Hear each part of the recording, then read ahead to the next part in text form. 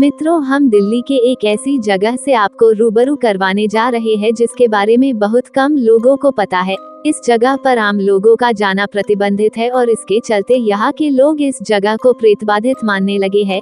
कौन सी है ये जगह और क्या है इस जगह का रहस्य, आइए आपको विस्तार से बताएं। मलचा महल हॉन्टेड। हम बात कर रहे हैं मलचा महल की, जो 700 सालों से दिल्ली के घने जंगलों के बीच बना हुआ है। इस महल में यहाँ की अंतिम राजकुमारी सकीना महल और राजकुमार रियाज पिछले 28 सालों से रह रहे हैं।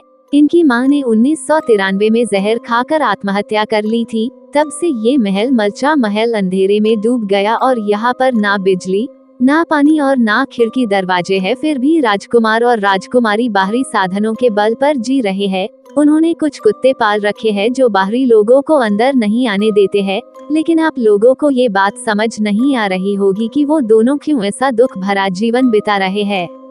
इसके पीछे एक कहानी है, आइए आपको बताए। बोर्ड 2। इस मलचा महल को 700 साल पहले फिरोज शाह तुगलक ने बनाया था और वो शिकार के समय यहाँ रहने के लिए आता था। फिरोज शाह के बाद कई राजा महाराजा इस महल में रह चुके हैं, लेकिन 1985 में इस महल को बेगम विलायत महल को दे दिया, जो कि कई सालों से दिल्ली रेलवे के VIP लॉज में रह रही थी। 1993 में उन्होंने लखनऊ में अपनी पुश्तैनी जमीन के लिए लड़ते हुए अंत में हारकर जहर खा लिया और उन्हें केवल मलचा महल विरासत में मिला। मलचा महल मिस्ट्री। राजकुमार रियाज के अनुसार उनकी मां की मौत हीरे की अंगूठी चबाने की वजह से हुई थी। उन दोनों की उम्र 50 से ऊपर होगी और केवल राजकुमार कभी कभार राशन पानी के लिए बाहर निकलते हैं, लेकिन हम लोगों ने ज्यादा बात नहीं करते हैं और ज्यादा पूछने पर वो उन पर बंदूक तान देते हैं।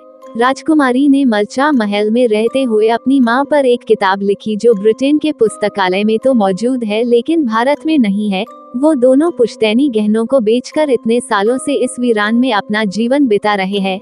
बेगम विलायत महल स्टोरी। वो दोनों कभी मीडिया के सामने भी नहीं आते और उन्होंने केवल एक इंटरव्यू BBC को दिया था, जिसके आधार पर ये पूरा लेख आधारित है। और राजकुमार का कहना कि राजघराने की परंपरा को निभाते हुए उनकी बहन और वो दोनों आत्महत्या करते हुए मरेंगे।